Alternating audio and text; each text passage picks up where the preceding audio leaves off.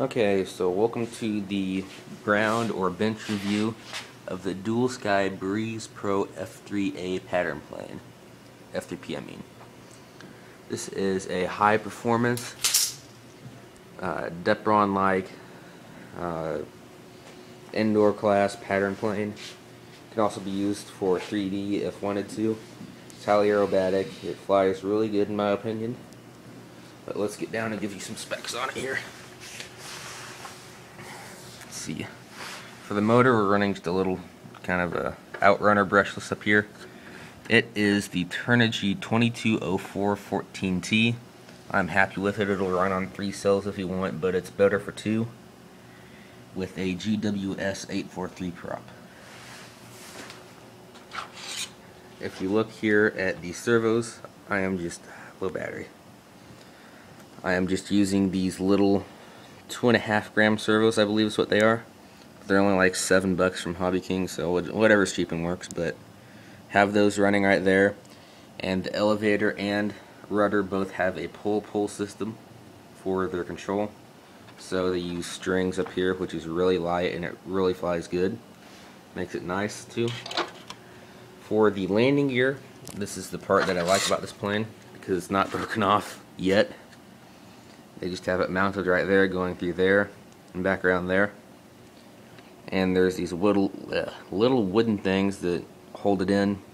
I'm just going to need to kind of re-glue that on this side. It kind of came off on me. And what else? Single Aileron Servo in the middle here. Again, they included an extended arm, so therefore you can get a lot more throw. As you can see, just use quick connects on there. For hinges, what you use is this. I actually use this. I think of what it's called. This carbon or this fiberglass strapping tape. Yeah, I find it's really strong and works just as good as Blenderm. But you can also use the Blenderm tape, but I do not find that stays on as long. Receiver. This is just a DSM2 AR6110E. With the case taken off.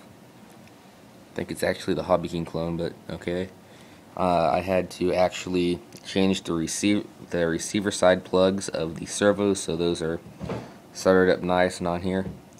And I am using a Castle Creations Thunderbird 9 ESC for this motor.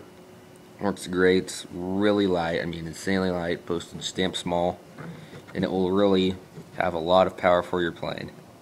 High quality and is also user programmable. For the battery, I'm using about a 370 size 2-cell. I use this Nanotech for practicing because it's a little larger.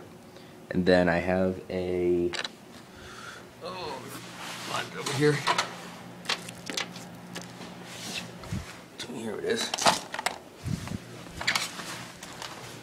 Flip it back over. There's the Nanotech.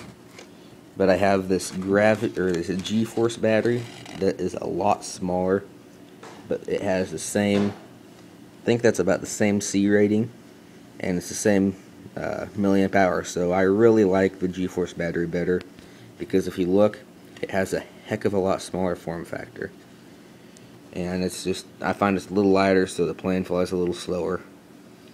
And I think I'm just going to start using these from now on because they're just so small. I mean.